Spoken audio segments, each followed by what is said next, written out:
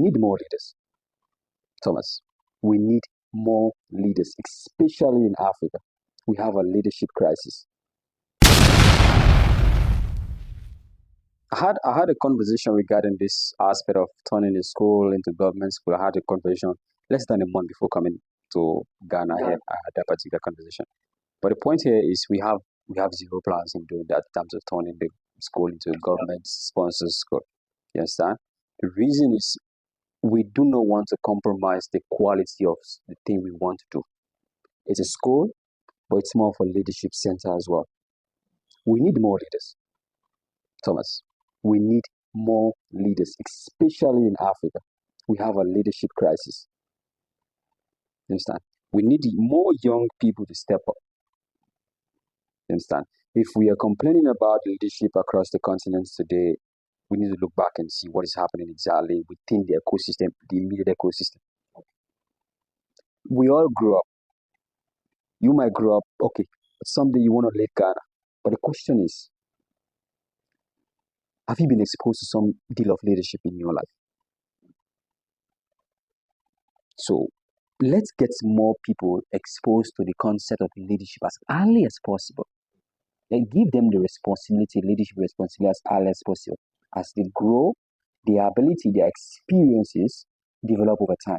So when you give them power, they know exactly what to do and how to do it. But we don't have that on the continent at this point.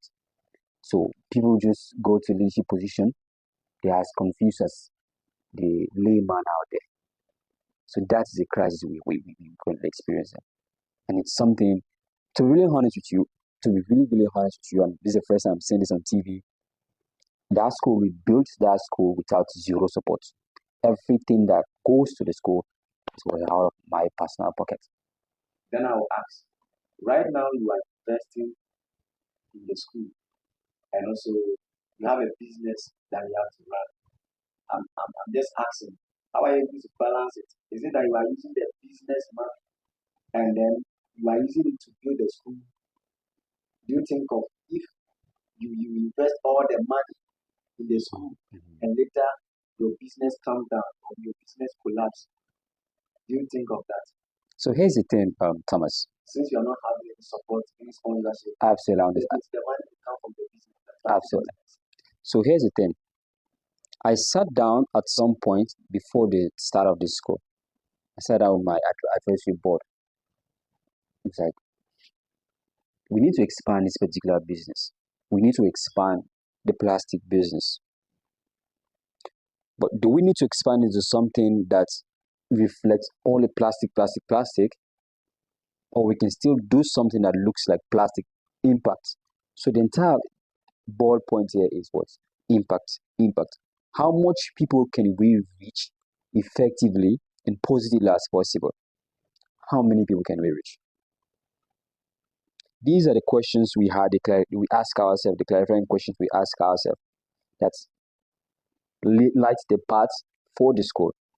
It's like, okay, this is a situation that is happening in Bokestown in Liberia. What if we open a channel, a sister project to the plastic project? Okay, yeah, that is something we can definitely invest in. So we decide to go all in regarding the school. So another thing, as in, how am I managing things with the school and with the as well as the plastic thing? I think that is one thing as a aspiring business person or any young person who is watching this today. You need to trust in competence. Trust in competence. I'll come here today, I'll look at everybody, I'll look at that one thing you're good at.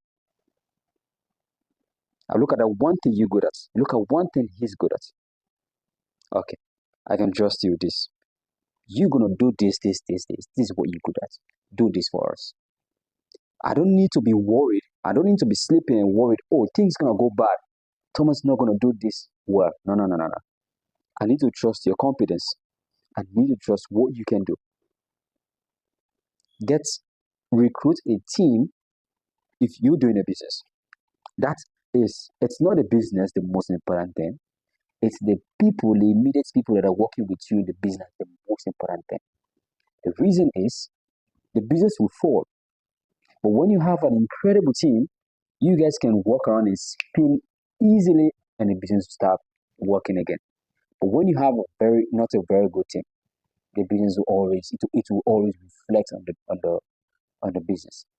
The big corporations you're looking at today, it started with just 2, 3, 4, 5 people. They stood up, persevere with enough grit and say, okay, this is what we're gonna do. We're gonna do it and do it. I'm here today. Immediately I leave Ghana, I'm going to South Africa. Immediately I leave South Africa, I'm going back to Rwanda. Sometimes they are heading over to Europe. I don't need to worry about what happening. I trust the people on ground. I have a co-founder for the school. I have a co-founder for the business. We both came together. Thomas, I want to work with you. What is it you're good at? Dave, I want to work with you. What is it you're good at? We know what we're both good at. It's a teamwork, a partnership. Identify your strengths and lead towards them. I'm extremely good with what?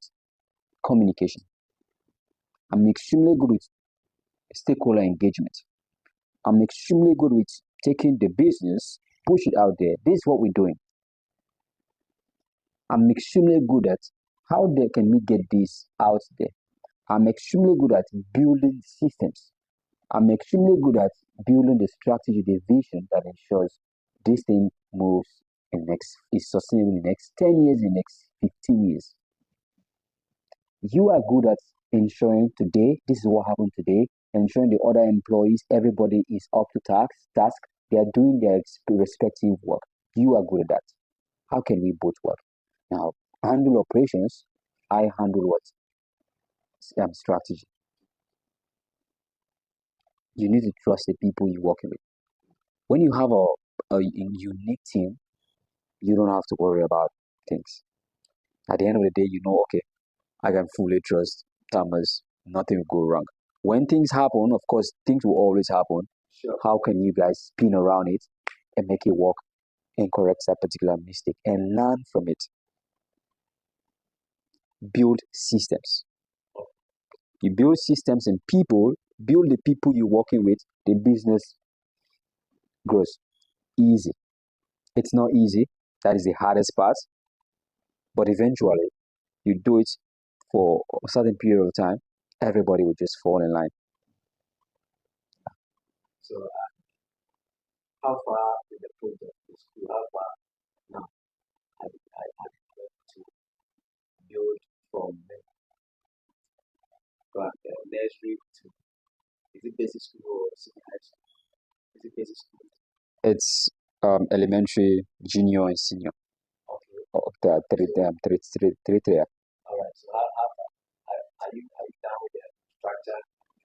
When we get back to the community, we secure 20 acres of land, a very big land. So out of that 20 acres, the 8 acres we constructed 18 classrooms, way bigger than this space. So each classroom has the capacity to accommodate up to 50 students. We have 18 classrooms. We have a residence for our teachers, which is 2 apartments. Each two bedrooms, 2 bedrooms, a kitchen. Of course, there are washrooms. So the reason why we have a residence, because we can't outsource talents, teachers from the community. So we get people all the way from Monrovia, the capital city. We host them on campus. So they stay on campus from Monday to Friday. After school on Friday, they go back to their families. Then Sunday, they come back for the school. We feed them. We ensure food is ready for them after school. They have their chef. So we have this system in place. So the school as I'm talking to you right now, it's fully built and it's fully operational. I was in Liberia just January, February, March. This past January, February, March. We constructed additional 3 classrooms. It was initially 15, but now we've constructed 3 additional classrooms because this coming September. I'll show you the picture immediately after this interview. I'll show you I'll show you the picture after this interview. So this coming September, like I said, the problem of the no school, it's not only about that particular community. You have other surrounding villages as well. It's the same thing. So now people are getting their children from these villages. They are now coming to the school. So this particular September coming, we are expecting over 600 intake. So we need to expand our infrastructure. It's working right now. So Wow. exactly. We started building in 2023. We finished building 2023. Then we opened in 2023. People start coming. Wow. You are amazing. Wow. So basically, that's it. The thing is, it's something we want to do.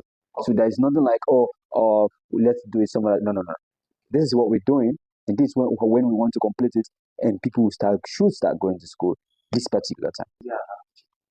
Now, I want to find out. Starting the project, did you approach them?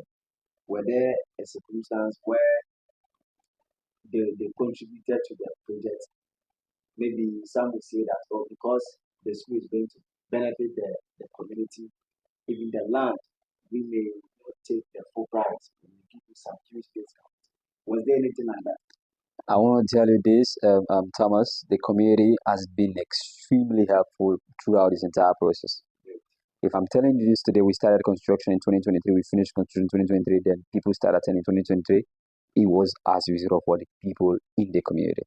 Imagine you growing up, you have your children. You want them to go, you know what a school is. You want them to go to school, but there's no school in that particular community. Your children have to walk 45 minutes or an hour to go to the nearest school. Imagine they walking. It's dangerous. You've got, it's you walking in a forested area. You got other, your children is exposed to wild animals and a host of all these other things. And they have rainy season, they have dry season. So imagine it rains, that means your child won't be going to school that particular day. So when we brought about the idea of the school, it was actually, so the thing moved so fast because of the community. They were at the forefront of everything. We want this thing to happen. That was basically their message. We want this thing to, we want the school, we want the school, we want the school. That was basically everything. Labor, building the school, we didn't pay for anything. Do you guys have the resources? We can offer our time to build this school. That was from the community. Wow. I will show you pictures. Okay. Like they come, take their cutlasses, brush the entire 20 acres, build like every step of the way the community were there. So we never had issues of okay, we need to gather a huge deal manpower to do this work. The community when they were there. You have old women coming on ground. Oh, the workers are cooking. They are working. We need to cook for them. Like you have you have them. So that has been one of the crazy things, like the reception from the community. You go there, you see that reception. It forces you to okay, let's do this. It forces you to just okay, let's just do this really quick for them. So the community has been really, really helpful, and most of any critical decisions we take, the community is at the center of that particular decision. We have the village headman, we have the women's representative, we have the youth chairman. They are part of our decision making. So whatever critical decision we want to make, we consult them. Yes. We don't just sit down and do a certain critical decision. We don't sit down and just decide on things. We consult them, get their input, then we make crucial decisions that affect the school. And of course, jobs. Currently, we are as I'm telling you right now, recruiting for 26 teachers. 26. We need administrators, we need janitors, we need securities to man the compound. And most of those folks who come from the community. Yeah, we're directly creating jobs for the community as well. It's not only about their children going to school, but they themselves, we are impacting them directly as in the jobs we're creating. Very soon we'll start hosting programs for the old folks because they are raising concerns that they themselves want to start learning something. They reach out to us that they want to start learning how to write their names, how to this basic English, to learn basics of English. So we're soon going to start rolling out programs in that particular direction.